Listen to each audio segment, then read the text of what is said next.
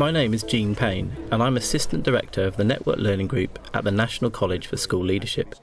I've been invited to meet with members of the Bedfordshire learning community, which centres on Samuel Whitbread Community College, to hear how they approach collaborative working. It's always interesting when looking at learning networks to get inside how they started, why they started, and what sorts of things they were trying to achieve while working as a learning network. I'll be talking to some of the senior management team, including head teachers and principals who are playing a central leadership role, teachers who are developing and sharing best practice, pupils who are involved in new classroom initiatives to raise boys' achievement, and parents who are seeing some of the results of the network's activities. One of the biggest successes is the sort of trust and understanding that's developed between schools. It's about, I think, having an agreed agenda that we can all buy into. Yeah. It has a sustainable element to it right from the beginning because the support is there. We're also wanting parents to become our ambassadors, to talk to other parents, that this school journey is crucial. Here in Bedfordshire, in 2003, a group of 22 schools at upper, middle and lower school level organised themselves into a pyramid network with the support of their local authority, and identified a strong cross-phase focus. All networks are different, but successful ones often start with a compelling idea.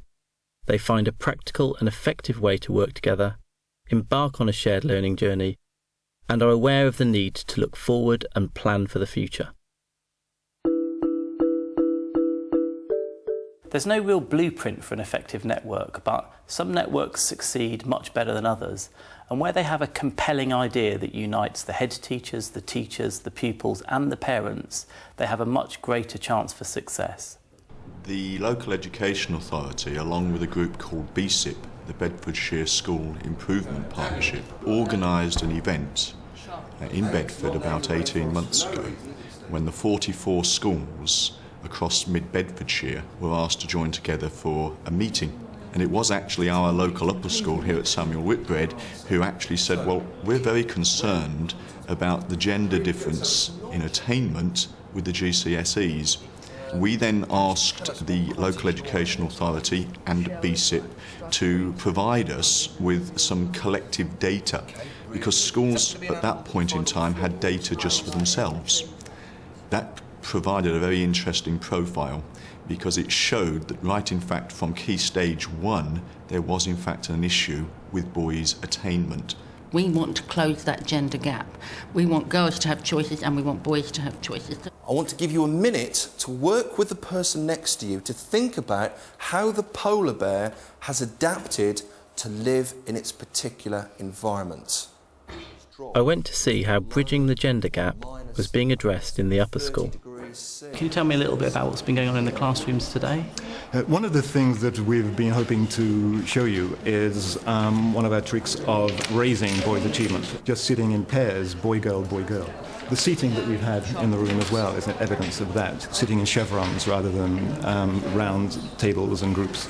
We're realising that the group work is often putting boys with their backs to the school, so backs to the front of the class. We've also realised that boys and girls work in different ways, so in this way they're actually stretching each other. It isn't something only for us to address. We want to inherit the good practice from the lower schools, from the middle schools into our senior schools. So really the aim is that everybody is on message. It isn't just, we're not competing with each other, we're collaborating.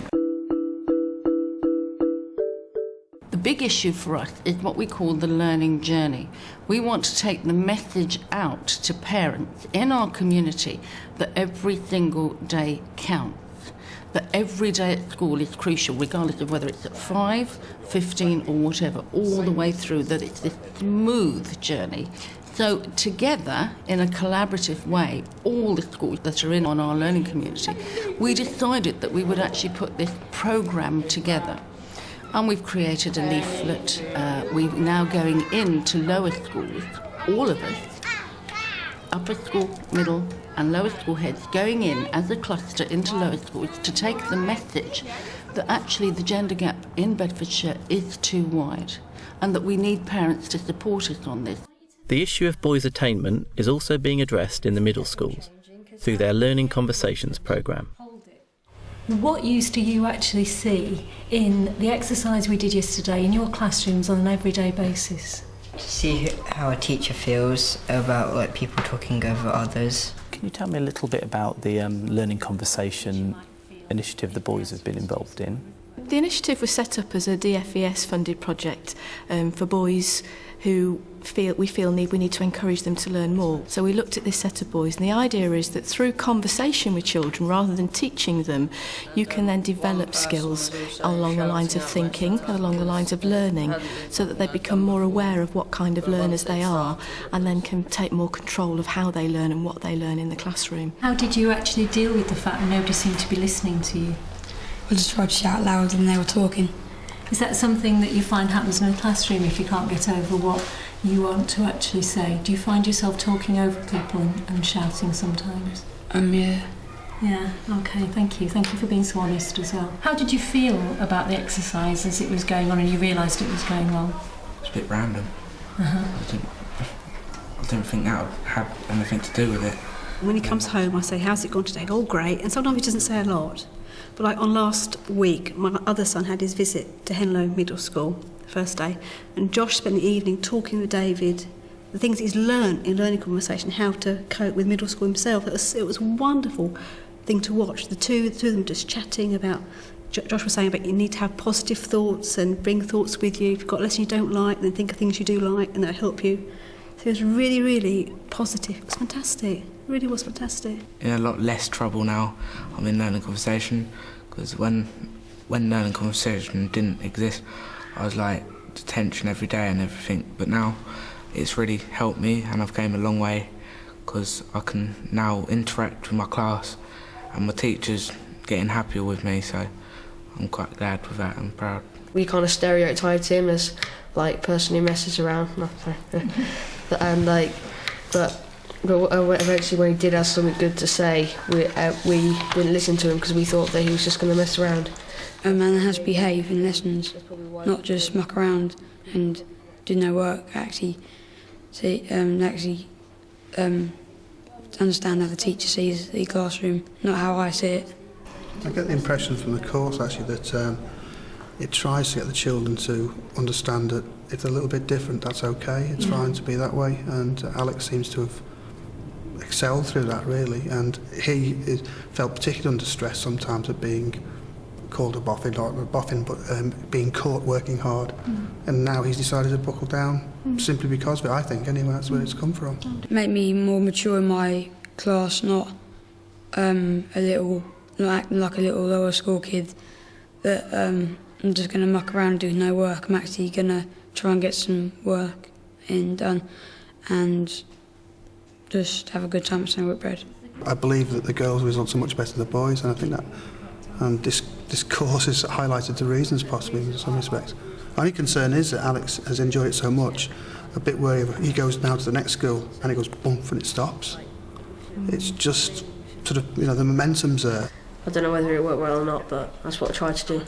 We've been able to bring those pupils back into our middle school to be able to work with other pupils, which has a fantastic knock-on effect in the sense of we're looking at motivation.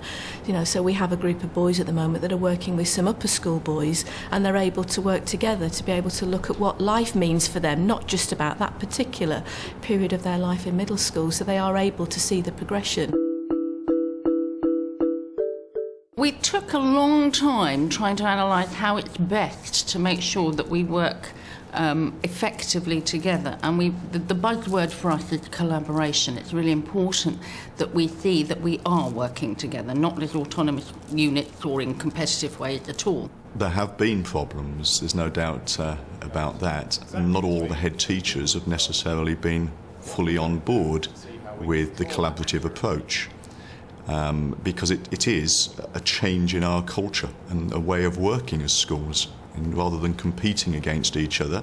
And so for some head teachers there is a change of thinking and approach that's needed. Working together, collaborating and taking a wider, more proactive view is actually more important than the day-to-day pressures. We all believe that, but doing it is a different thing. We've tried to deal with that issue by simply being very positive and proactive and continually inviting people to be part of our team approach. One of the ways that we can measure how successful our network is by the extent to which all the schools within this area actually buy into the network in terms of their vision and belief and their activity. But there is a wonderful feeling of team spirit now across the schools, which was not there 2 years ago.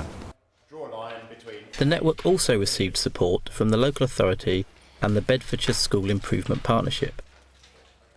Within our project on boys' achievement, we've received £12,000 in funding, which has enabled us to start progressing on our development. It was important to have that money because one of the most successful things we did was to have a joint training day. But that was really, really important because we had 400 staff in a room together, training together, where the age of the students they were training became an irrelevance. It is quite exciting to think that we are working together for one particular issue at the moment, which is the boys' achievement, because we do think there's a lot of work that needs to be done, and one school on their own can't manage to do that. Networking also provides new opportunities for staff to develop their skills in a fresh environment.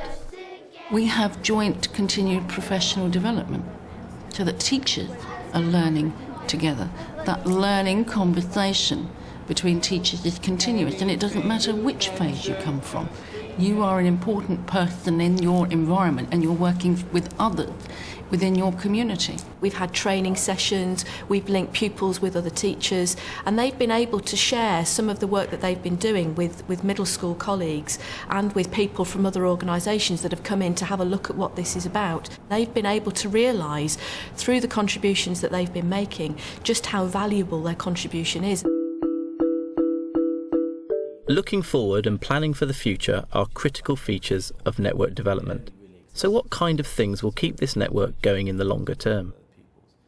We've actually got a very exciting development now moving forward to deal with CPD, because we're going to be in the autumn term carrying out a needs analysis of every member of staff in every one of our schools, and then focusing on that, putting together our training package as a learning community. One thing that is starting to happen now is that other colleagues and indeed governors as well are starting to get involved, and I'm sure that in the next 2 or 3 years that will be an area where there'll be a lot of developments. We are starting to carry the message through into the staff rooms as well as just the heads, and I think that's probably the next challenge for us, really. Another Real benefit is the sort of continuity and progression across the whole learning community, and I think the schools ultimately will, perhaps 2 or 3 years' time, will be able to actually specifically say these are the qualities that you will see in all our schools across the learning community. I've seen some encouraging things today in this network. They have a compelling reason to work together. It's relevant to all the schools, it's cross-phase, it involves parents, and is relevant to the whole community. They're also constantly working to build trust and being open. And probably most importantly, they're tackling high-order challenges. They're using and studying data together, they're involving pupils in their activities, and they're planning CPD strategically. This would give me the impression that they're likely to continue long-term.